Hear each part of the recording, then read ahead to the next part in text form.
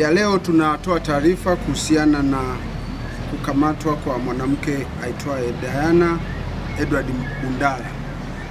Ni kwamba jeshi la polisi katika mkoa wa Mwanza linapenda kutoa taarifa kuwa linamshikilia na linaendelea kumhoji Diana Edward Bundala, ambaye pia hujitambulisha kwa jina kama Mfalme Zumaridi, ambaye umri wake ni miaka 42, mkazi wa mtaa wa Bubuku, kata ya Buhongwa, wilaya ya Nyamagana.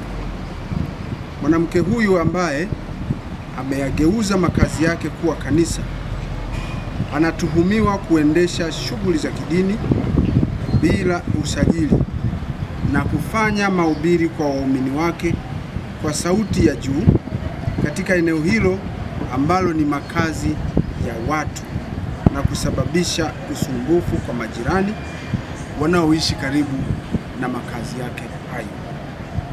Aidha, mwanamke huyo anahojiwa na jeshi la polisi kuhusiana na taarifa ambayo inaendelea kusambaa katika mitandao ya kijamii ikimuonesha mwanamke huyo kwenye picha ya mjongeo akiwa na kundi la watoto wenye umri mdogo wa jinsia ya kike na ya kiume, huku akiwaeleza kuwa yeye ndiye Mungu wao ambaye ana uwezo wa kuwatenganisha na kifo.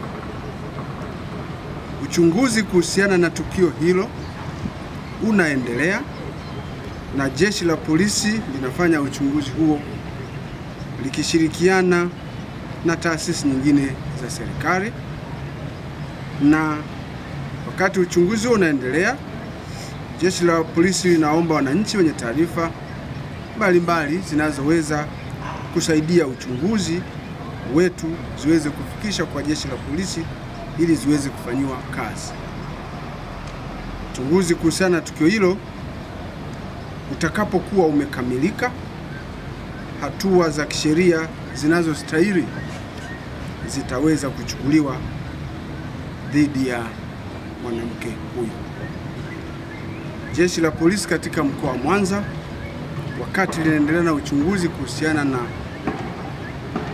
taarifa hizi, tunawaomba wananchi wawe na utulivu na kutupatia nafasi ya kuyafanyia uchunguzi haya. Mwanamke huyo ameshikiliwa na jeshi la polisi kama ambavyo nimesema, na ataweza kupewa dhamana kama ataomba kupewa dhamana. Atawasiliana na ofisi ya upelelezi mkoa wa Mwanza ambapo taratibu za kisheria zitafuatwa, naye ataweza kupatiwa dhamana kwa mujibu wa sheria za nchi yetu.